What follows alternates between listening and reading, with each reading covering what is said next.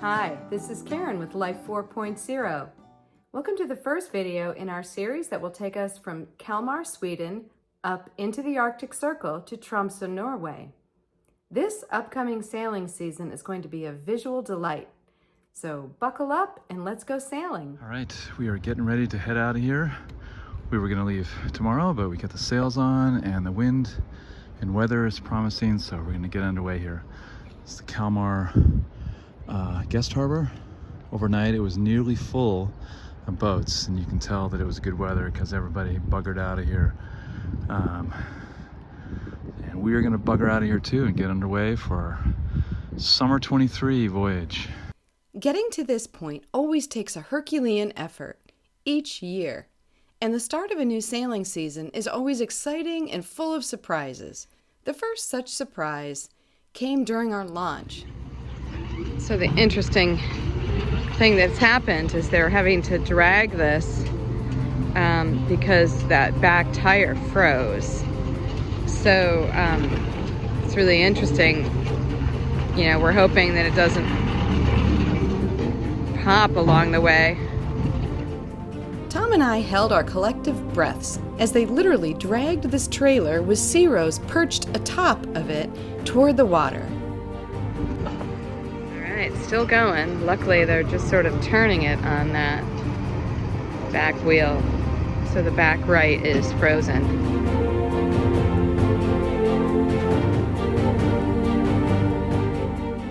Alright, so they're lifting it up now and we can hear,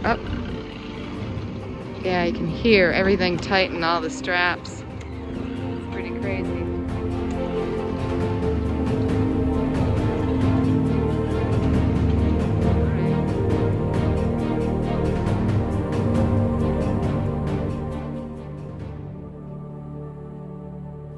The next fun came as the winds kicked up just about now. Watch the guy on the stern with his line. Yikes! Will we ever be happy to be underway?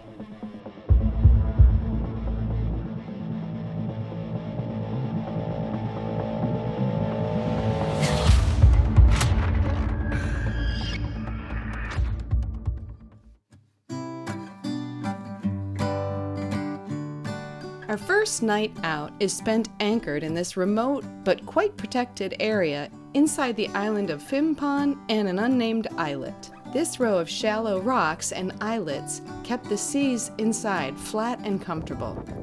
The bird life here was terrific.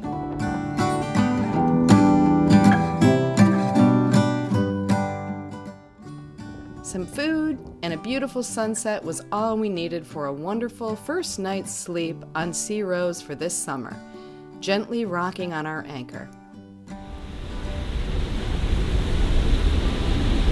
Coming through by Karlskrona, and we got a really narrow channel here, and we got these ferry boats that come by.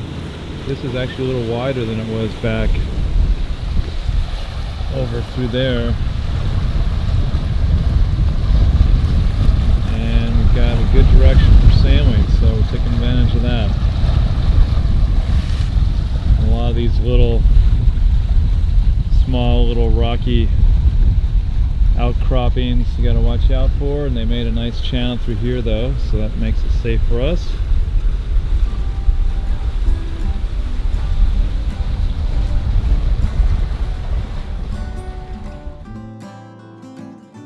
Night number 2 was spent anchored off the rustically beautiful Flaggskär Island.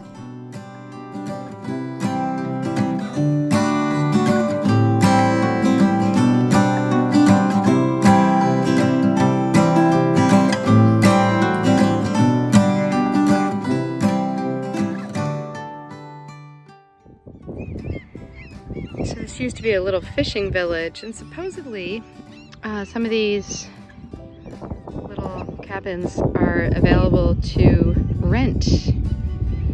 Very rustic. I guess there's really no services out here, but it's cute. There's a little barbecue pit right over there with some benches around it, and certainly a beautiful area to take in the wildlife and all. An information placard we read while walking the island's shorelines made us aware of just how close to home the Cold War activities were to countries that were in close proximity to Russia. Here's the story.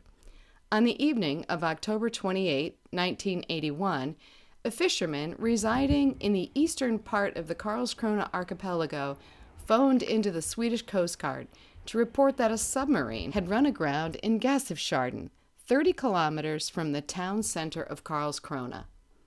Originally, it was not taken seriously because of its location, as Gäsefjärden is a very difficult area to navigate and was also considered a dead end for larger ships.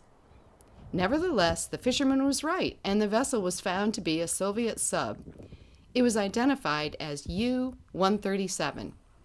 For more information, see the resource links we provide in our video description. You never know what tales these special places have to tell.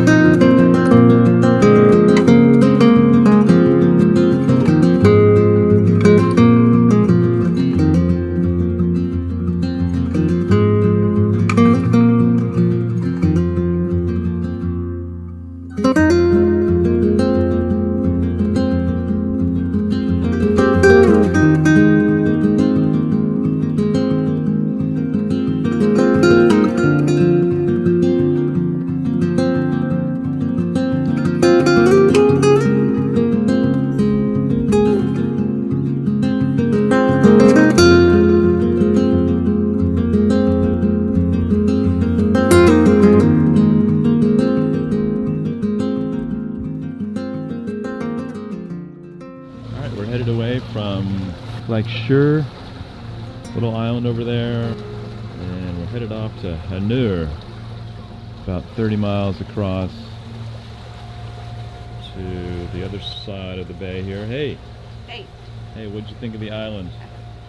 Oh, it was great. It was so fun to be back in the what felt sort of like a little mini archipelago.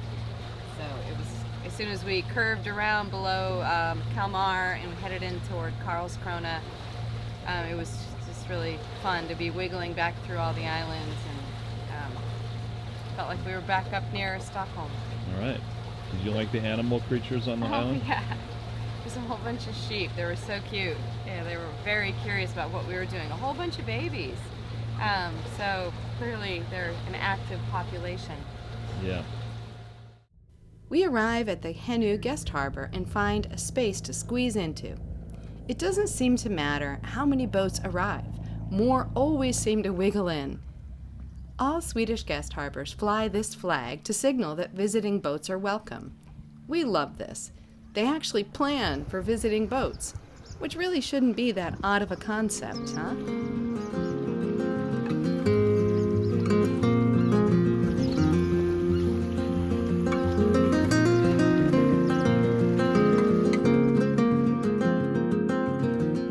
Henu is the perfect size of island. You can get some good exercise in while walking its many trails, but you can still see the entire island in just one day if you dedicate enough time to exploration. The changing coastline and varied geology here are fun to explore.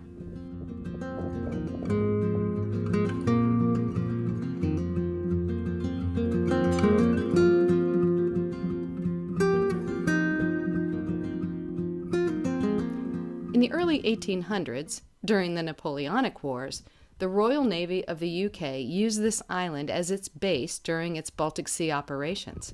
there is an English cemetery here, and British warships still visit the island to pay their respects to the 15 sailors who rest here. A large wooden cross, which can be seen from far out to sea, was erected in the cemetery in 1972 by the Royal Navy.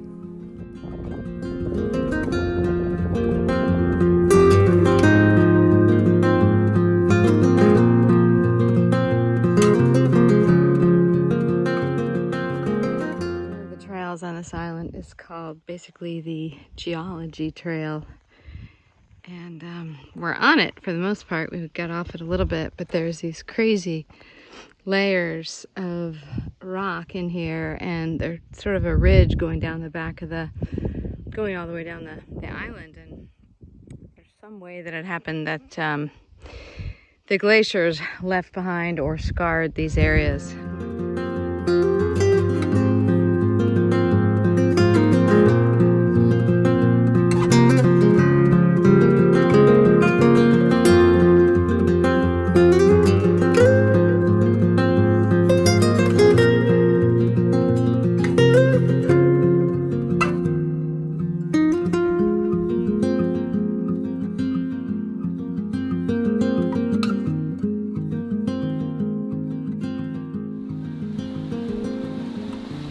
First time of the season with our code 0. Very exciting. The winds were quite low a few minutes ago, just like 6 knots, and all of a sudden it came up to 14 knots, 13, 14. We're going 8.8. Woohoo! So heading down to Simrishamn, Sweden today.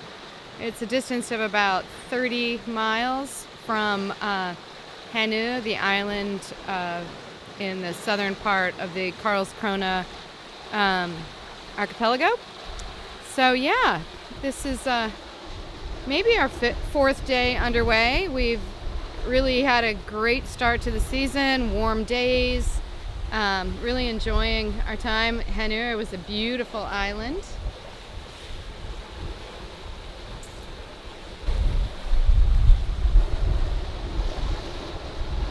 And there's our speed, very exciting. Whee! 8.3. Other than a quick stop at Simrishamn, this is the extent of our time along Sweden's eastern coast. Next episode, we'll pass under Sweden's southern reaches and make several hops of very long days as we head north to get to the famous Göteborg archipelago. Thanks for watching. Please give our video a like and leave us a comment if you enjoy our content. Be sure to live your best life. Until next time.